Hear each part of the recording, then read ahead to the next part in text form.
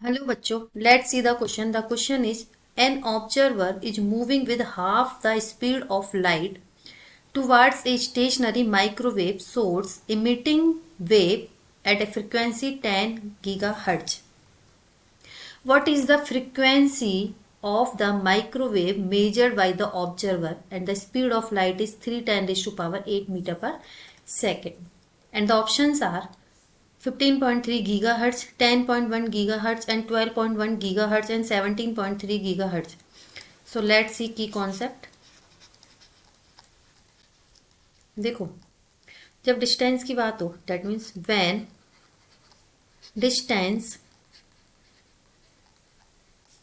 between the observer and light source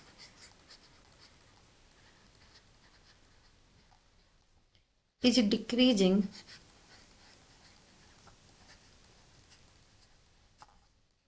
then apparent frequency of the source as measured by the observer is given by, that is V dash is equal to V over root of 1 plus B upon C upon 1 minus B upon C. ठीक है, this is equation first. अब अगर हम यहाँ देखें तो हमें दे रखा है stationary microwave shorts emitting wave frequency. So some values are given.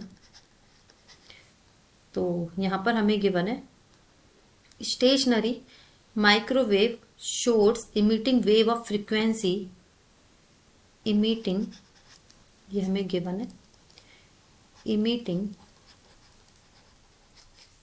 wave of frequency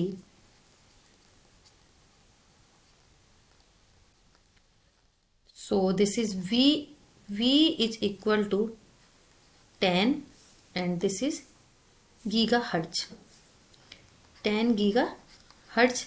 and साथ ही साथ में हमें बोला गया है observer is moving, the observer is moving with half the speed of light. So यहाँ हमें दे रखा है v upon c is equal to half. तो यहाँ हम इसको भी डिनोट कर देते हैं. क्या दे रखा है? Observer is moving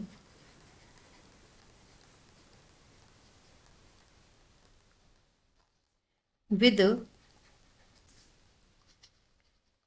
half the speed of light.